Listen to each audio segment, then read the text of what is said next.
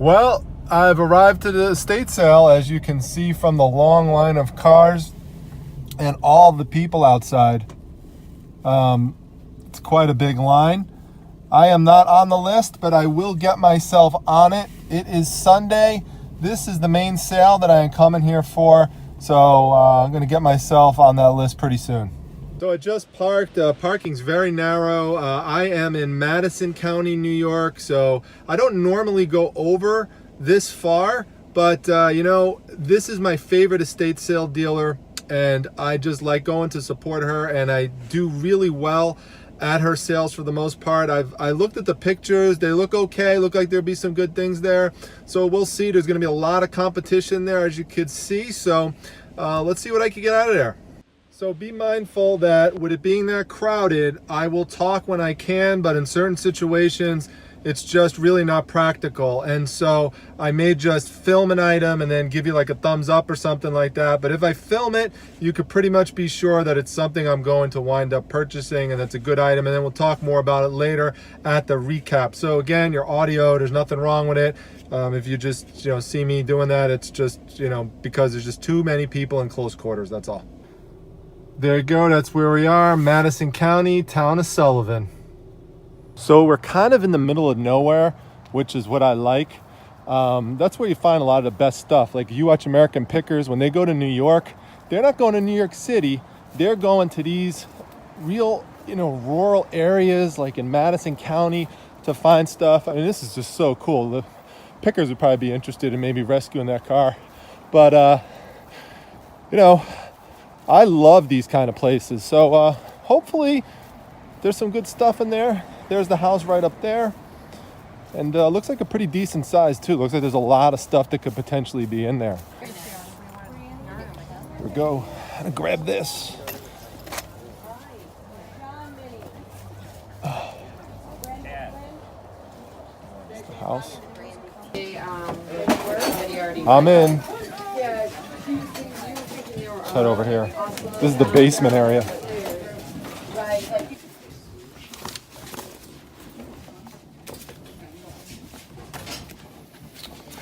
A whole lot of these.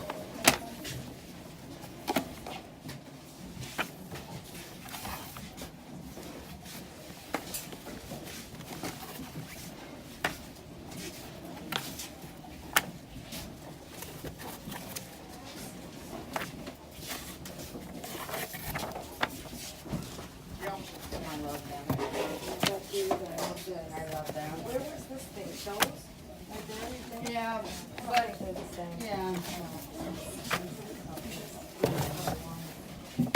Okay, go ahead. Gonna take the lot. They comp really well. This is right here? Yeah.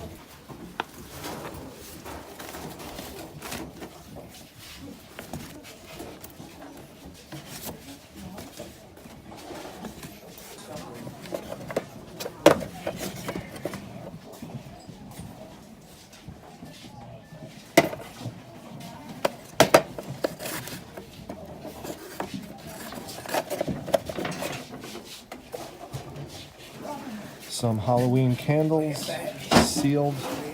Definitely gonna pick these up, especially it's Halloween season.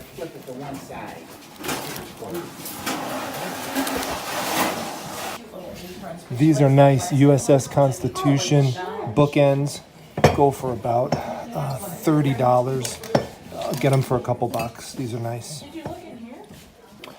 I always say check the plushes. Anytime you can find one of these dolls that promotes some type of vintage brand, like Puffy, the Pops Right popcorn, it'll sell anywhere between $10 and $20. So there's been about 1 million people in this room, and everyone saw this and missed it because they realized this book isn't worth anything and figured everything down below must be just like it, but it's not the case. You've got to take this off, and you've got to look, and you've got all vintage Mad magazines from the 70s and Cracked magazines. You put together big lots of these, and you could sell them for hundreds of dollars. I'm already actually put one up today before I came over here. I'm in the process of putting it up. Actually, if you go to my Instagram account, at Primetime Treasure, no S, you'll see me set them up. And some of these titles are great. Look at this, Jaws from 1979. These are great. 1974. Let's pick up, I'm gonna take the whole stack. That's where it was. You've got to bend down and just get down on the floor. That's it, it's that simple.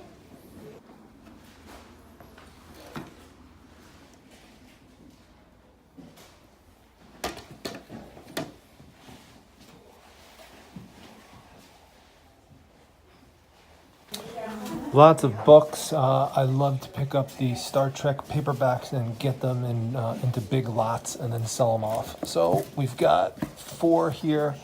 They're in decent shape, and we'll just add those to the collection. All right, I'm out of there. Let's do a little recap. Just, kind of circling back to the beginning. I wound up getting in there probably 3 to 5 minutes ahead of everyone else because I was number 71. They let us actually directly in through the basement, which is cool because that's where most of the good stuff is. Everyone else they were letting in through the front door. So actually kind of worked out that I got into that basement area ahead of everyone else who was up top. So found a bunch of good things there, but even in the basement, just like up top, there were times I just could not turn on the phone because there were just so many people swarmed around in close quarters. It was really like pandemonium in there.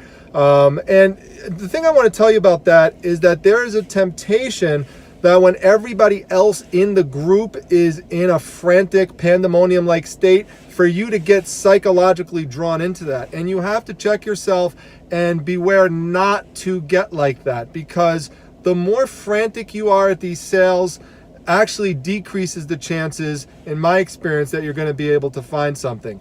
It's best to take a slow, systematic approach through each of the rooms unless you have advanced knowledge that there might be something in a certain room through the pictures that you looked up online, so then maybe you go and search that out. But once you're in a room, try to focus on that location, systematically go through it, then move on to the next one. Because I can assure you, if you think that you're missing things out in other rooms, of course you are. There's going to be things that other people are going to pick up. But I can assure you that people are going to leave things there out of laziness. The best example I could give you from today, and I've shown this in other sales, are these Mad magazines that I got.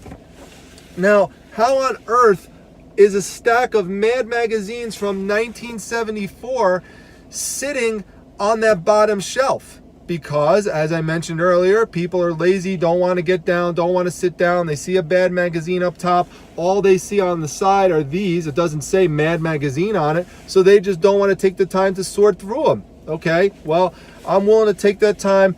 You should be willing to take that time. Put in extra work, go the extra mile, and you will reap the rewards for doing that.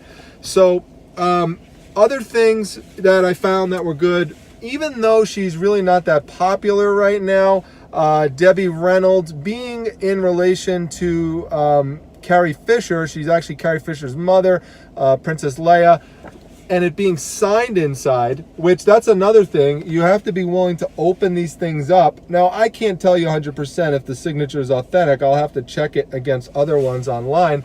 But this doesn't seem like the type of house that would have inauthentic types of items. Most of the stuff, as you saw in there, is pretty vintage. So we'll do a little bit of research into it, check into it, and we'll see what happens with it. The ones I really want to show you, though, in terms of magazines, because it was definitely the best score of the day, were the vintage men's magazines called Cavalier.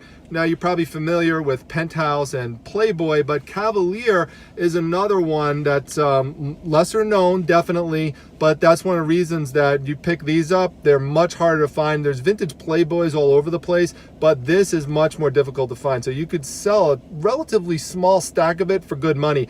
Going rate is about, if you could find about 20 of these, you could get around $75 out of them. So I wound up getting, there's about like 18 or 19, so that's probably what I'll ask. And so, you know, these covers, there's nothing inappropriate with them. You could definitely put them as they are on eBay and sell them. You'll have to disclose that there's nudity inside of them, but nothing wrong with displaying the covers. They are all generally appropriate. All right, so just to recap a few of the other items, anytime you could find one of these vintage food-related mascot type items, pick them up for $1. Hopefully you could flip it for at least 10, 20 bucks. You should be able to in most circumstances. So that's what I'm gonna do with this one. The Star Trek books, I wound up picking up 3 of them, not 4, because upon closer inspection, one of them was damaged in the back. Now 2 of them had one of those borders labels on them. So before you purchase them, just as a tip, peel them off, because you want to find out then and there that they're going to rip the paper off of the book, not once you get home. So for 2 of them that I peeled off, they came out just fine. The 2 little crows, 2 for $1. Love them. Someone else is going to like them too. I'm going to hope for like maybe 10, 15 bucks for those. These, which you saw me pick, these cast iron bronze ones, they were sitting there for a while after everyone went through the room. I'm not sure if people just didn't realize when it said Constitution, but I like history, and if you know of, if you see the word Constitution with ships, you should look up the USS Constitution. That allowed me to check the comps on eBay and see that these sell usually for around $30 or more. So I'm gonna hope for that out of these, somewhere around the $30 range, and they're heavy, so you want to make sure you ship them flat rate so you don't get nailed with too high of a shipping cost, especially if you're going out to the opposite coast. I didn't show these, but I've shown this before in one other video that I do this. Whenever I find a big bin of vintage buttons, I pick them up because my wife loves these and she helps me out, and so I like to give these to her as a gift for helping me out with the business. And so I sent her a photo of them and she loves them. She's excited to go through these buttons. I don't know what's gonna happen with these, but it's Halloween time. They're sealed, they're vintage, they're creepy looking, they're candles. So I'm hoping they sell. I'll put them together as a lot, and you know, I don't know, try to get like 10, 20 bucks out of them, something like that. We'll see what happens with those. And then of course there was the very beginning where I wound up getting that alligator. So there he is right there. And you know, I actually wound up getting the first item of the sale because, again, like I said, everyone's standing there looking through the front door and no one's taking the time to look through some of the items that were already out, and we're just standing right next to them. So just pick it up, put it right in the box. Oh, I didn't get to talk about this. These codfish boxes, they don't go for a ton, but you could usually get somewhere around $15, $20 out of them, depending on the brand and the condition. So, you know, people like them because they're vintage. They're easy to ship. They're really light. They're made out of, like, you know, balsa wood or bamboo or something. They're not heavy at all, and people like to have them for decoration. So for 50 cents, you really can't beat it. I don't think there's anything else in the box. No, that's about it. In terms of how much I paid for everything, I wound up paying $14 for everything. So, I mean, if I sell one of these items, pretty much, I'm going to be in profit. Here's the receipt just to show you. It's kind of glary, but let's see if I could get it better. I don't know. Let's see. There we go. Maybe the 14 shows up. There you go. 14 on the bottom. Basically what happens is, oh, there was that one last item I did pick up here. I see it on the receipt. How on earth was this sitting there? I don't get it. It's sitting there 2 hours into the sale, right on the couch. So I definitely picked this one up. Comps on this one, someone had this up. It is a lithograph. It's in the original frame, which is another reason I love it. Before I saw the comps, I decided I was going to pick it up. If I didn't see it listed, it didn't matter because I love those colors. It's nice and vintage, has the original frame. Just, you got to have an eye for this kind of stuff is the best I could say, and that just comes with experience. But that item someone had for $40. I saw one other one, $40 with the original frame plus $20 shipping. The person took a best offer of $15, so I wound up selling it for $35. I think the person went way too low on it, so I'm gonna probably list it for similarly, probably like $59.99, and we'll take it from there in terms of seeing what happens with it, because there's not another one like it currently on the market, as you wouldn't expect there to be too many of those still around. So that is everything from the box. But yeah, so when I went up, the person priced $3 for the, again, it's hard with this glare here, but $3 for the picture frame, $1 for the salt and pepper shakers, and then, well, sorry, they're not salt and pepper shakers, they're those old crows. They look like salt and pepper shakers, but they're not. But anyway, then the person who checked me out, who knows me from, this is why you got to come to the sales all the time, because people get to know you, they become familiar with you, and you're just, like a loyal customer. Like I said, I like to go and support this person because their prices are just awesome to begin with, and then I just get special deals just on top of it, because basically what the person said is look through the rest of the box, and she said, just give me a price for how much you want to pay for the rest of it. So I said, well, how's $10 for the rest of it? She said, fine. So that's how we got to a total of $14. So, that's just how it goes. Now, for people who've watched this video, there was someone who commented yesterday, although the comment wound up being deleted, not by me, but from the person who posted it, and said, well, by me, estate sales are really expensive. Just so people know, there are people who run estate sales by me who are absolutely crazy expensive, and I just put them on my list that I'm never going to them again.